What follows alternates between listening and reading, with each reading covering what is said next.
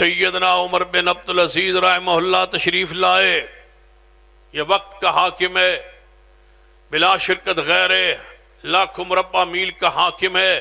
گھر تشریف لائے، بچیوں کو ملے، بچیوں نے منہ پہ کپڑا دے اپنے باپ کا استقبال کیا، ملتے ہوئے اپنے منہ پہ کپڑا تھے لیا. عمر بن عبدالعزیز رحمہ اللہ بڑے پریشان ہوئے، میری بیٹیاں ایسے تو نہیں تھیں، ایسے مجھے کیوں ملی؟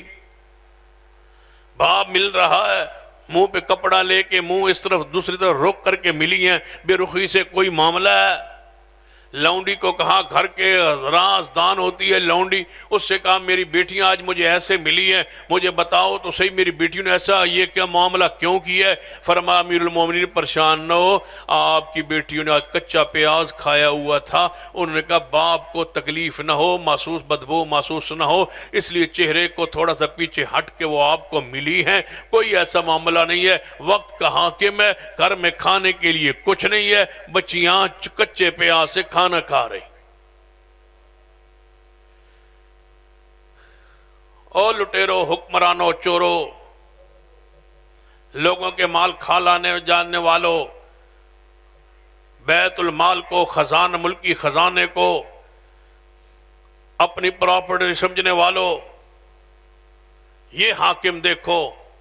صدیق 2.5 سال حکومت کرنے کے بعد جب دنیا سے جا رہے ہیں، گھر میں کفن کے لیے پیسہ بھی موجود نہیں اور کپڑا بھی موجود نہیں. امیر عمر دنیا سے جا رہے ہیں، مقروض حالت میں دنیا سے جا رہے ہیں، گھر والوں کو بلا رہے ہیں کہ میرا قرض میرا خاندان اکٹھا ہو کے ادا کرے. پڑھو سیرت سیدنا عثمان کو، پڑھو سیدنا علی کو، پڑھو حسنین کریمین کو، پڑھو اصحاب رسول کو، پڑھو محدثین کو، پڑھو تابعین کو، تبع تابعین کو، ان کی سیرت کو، ان کو کردار کو، کہ جو کرائے کے مکان میں رہتے وہاں حدیثیں لکھتے ہوئے جب سیاہی وہ دوات والی پرانے انداز کی، وہ پرانے زمانے کی سیاہی قلم سے لکھتے، اس کے اوپر مٹی ڈال کے اس کو خشک کرتے تاکہ وہ سیاہی پھیلے نہ، خشک کرنے کے لیے مٹی ڈالتے. تو محدثین کے بارے میں موجود ہے کہ وہ کرائے کے مکان سے مٹی نہیں اٹھاتے تھے کہ کہیں خیانت نہ ہو جائے، مکان رہنے کے لیے لیے ہے، یہاں کی مٹی استعمال کے لیے نہیں. یہ ہے تمہارے اسلاف، یہ ہمارے آباء و اجداد، یہ ہمارے آباء و اجداد کا کردار. اس نقش قدم پہ چلیے. مکان کے چھت پہ بیٹھ کے حدیثیں لکھتے، پڑوسیوں کے گھر مکان کے اوپر بتی دیا جل رہا ہوتا، اس کی روشنی میں حدیث لکھتے، تو اس گھر والوں کے پاس جاتے کہ آپ کی روشنی میں اپنے مکان کے چھت پہ استعمال کرتا ہوں، کہیں قیامت والے دن مجھے پکڑ نہ لے. یہ انداز تھا آپ کے اسلاف کا. حافظ عبد المنان نور پوری، اللہ ان کی قبر پہ رحمت نازل فرمائے، گجرانوالہ کے شیخ الحدیث، انتظامیہ نے تنخواہ بڑھا دی. جب مہینے کی تنخواہ بڑھ گئی تو تنخواہ ملی تو انتظامیہ کے صدر کو بلایا، فرمایا میری تنخواہ مجھے زیادہ مل گئی ہے، خیر تو ہے؟ فرمایا تمہاری تنخواہ بڑھا دی گئی ہے. فرمایا میرا خرچہ اسی تنخواہ میں پورا ہو جاتا ہے، میں زیادہ نہیں لینا چاہتا. یہ ہے وہ کردار جو تھا ہمارے اسلاف کا.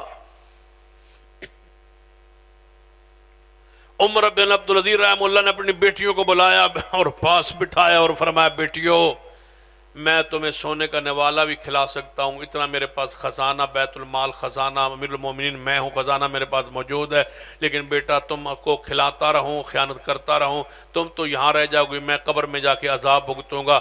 اب مجھے بتاؤ، مجھے جہنم میں ڈالنا چاہتی ہو یا مجھے جہنم سے بچانا چاہتی ہو؟ فرمایا بابا ہم تو آپ کو جہنم سے بچانا چاہتی ہیں. فرمایا پھر کچے پیاز پہ گزارا کر لو، کوئی نہیں پتہ چلتا کہ پیٹ میں گوشت گیا ہے یا پیاز گیا ہے، وقت گزر جاتا. آج بھی پوری بصیرت سے کہہ رہا ہوں